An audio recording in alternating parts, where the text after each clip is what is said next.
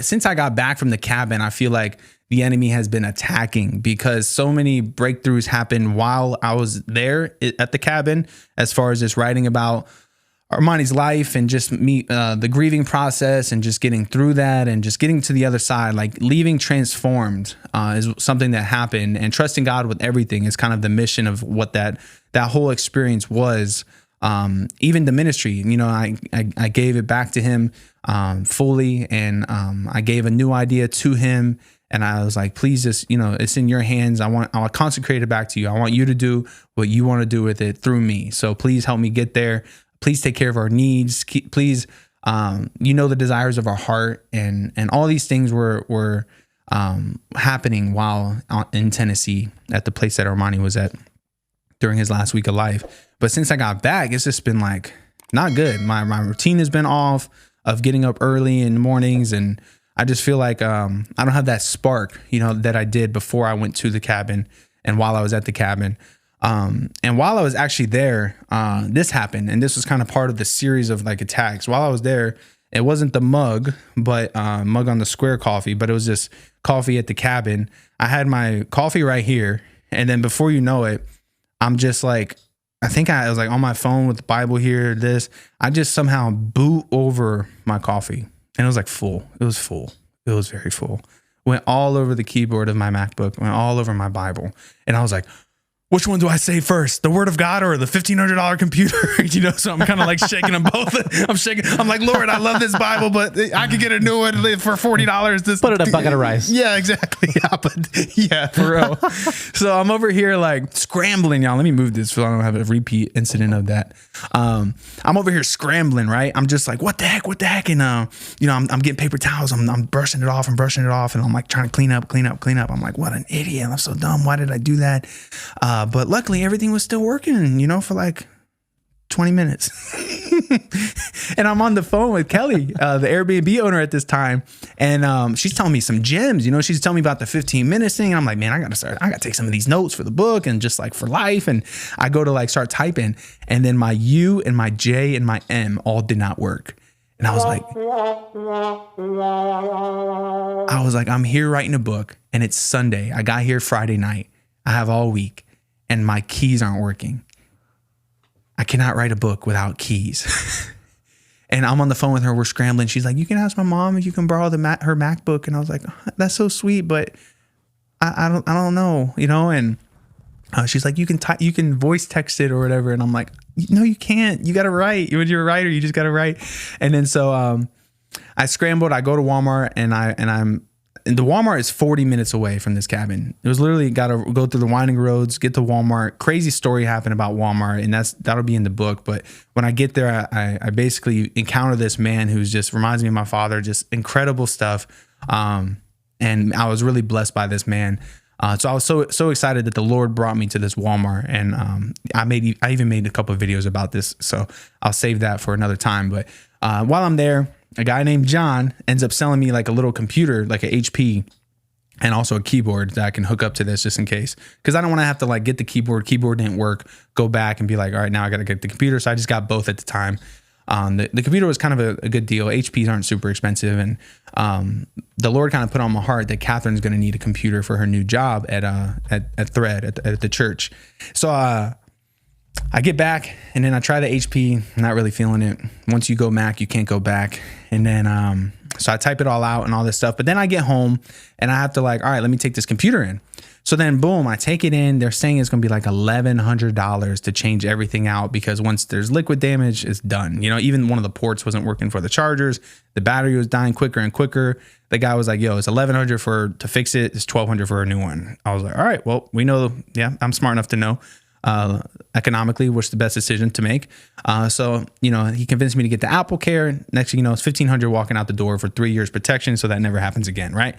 But $1,500, bro, that's my mortgage, you know? And like, unfortunately, this is for work. I need it, you know, all this stuff. But I was like stressing it. I was like, dang, like, Lord, like, I can't believe this happened. Like, why am I such a doofus to knock over a coffee? And, you know, just kind of hard on myself, like, as you would probably be too. And then the next day I get this message from, I write scripts and speeches and all this stuff on Fiverr. I get a message from Fiverr saying that a client that I worked with ended up having a chargeback on their account. So 8 scripts that I wrote for them was basically negative balanced on my account now. So it was about $1,500, $1,200 after like the 20% that Fiverr takes and whatnot. So $1,200 basically gone, vanished. And all the money that I was making from newer clients was going to pay off that debt. And I was just super stressed. 2 days in a row, it was like 2 gut punches of huge amounts of money just gone. And I was just like, Lord, like, what is going on here? Like, I'm feeling attacked. I just recently started tithing, and this is like kind of like, is this because of that? Like, is this enemy just trying to get me? And so I'm over here like talking to different people about it, mostly my wife. And luckily, my wife just, put a lot of wisdom in me and just saying that like, I'm not trusting God with everything, with all aspects of the finances and stuff like that. And I have to trust God even through these kind of moments. And I have to trust God even with debt. And that was a hard pill to swallow because, nobody likes to be in debt. Nobody likes to have a credit card balance. But because of these 2 things happening, that was what it was going to look like at the end of the month. And I was just, feeling upside down and being like, yo, I don't know how to like, resolve this or fix this or make this right. And it just showed me like God was really teaching me about trusting him through all of this, because it's one thing to trust him in the tithe when things are going well, but it's another thing to trust him in the tithes when things are going bad. And that's just real. So if he couldn't, put me through this season and this test of faith and make sure that I was still turning to him in the waiting room, then he might not be able to bless what's to come in the future. And it almost feels like I was talking to my buddy Kenneth Clary about this, who's been on the show, a friend of the show. And he was encouraging me that like, this is probably the setup for what's to come in the future of something good. And I couldn't agree more. And despite the week of being in the Lord's waiting room and reaching out to Fiverr to see if they can do anything, and just like, because I got scammed. That's kind of what happened. The story is this guy hired me to write these 8 scripts, and all the scripts were about white collar crimes, fraud, and credit card scams. And the gentleman loosely, was basically very unfriendly, very like, I basically wrote scasms instead of scams by a typo, and he like sent it back to me for a revision and was like, you put this when it should have been this, and was like very like unreasonable. And also very short, very like not answering my questions like in a way that was like how a normal client, a normal human being would. He wasn't giving me 15 seconds. He was giving me like 1 second every response, and it was just very short, and didn't like his vibe, to say the least. So anyway, that's beside the point. But the point is, tithing, even when things aren't going well,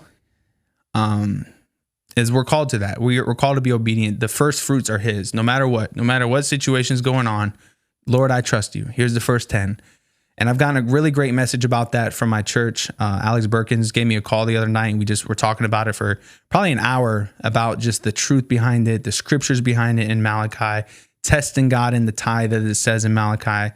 The fact that the last book of the Old Testament goes into the New Testament talking about the tithe. And man, it's just powerful stuff when you understand that the power of 15, man. Maybe we can even make it a 15% tithe, but man, the power of the tithe, man. And I would love to have Alex on sometime to really communicate that message well with you guys, because it's been something that's really touched me recently and making me understand, like, I have to give this to him, and I have to understand that it's not my money, it's his. Everything that is here is his. He owns all the silver and all the gold. He owns all the cattle on 1,000 hills. So we have to understand that he gave Adam the dominion of this, but Adam gave that away to the enemy. He gave that authority away to the enemy when the devil became the god of this world. So sometimes it seems like the devil's like holding your money back from you, and that's when you got to just, give it to God. God, give me all my needs. And that's what he'll do. He'll give you all your needs. He'll make sure everything's good, whether it comes the way you think it's going to come or it comes a different way. Thank you so much for supporting our YouTube channel. If you like this video, make sure you subscribe and smash that like button. If you would like to see another short clip from this episode, you can do so here. Or if you want to see the full conversation, you can do so here. And make sure you subscribe on Patreon if you'd like to partner with us. You can do that. The link in the description of this video. Thank you so much, and we'll see you on the next one. Cheers.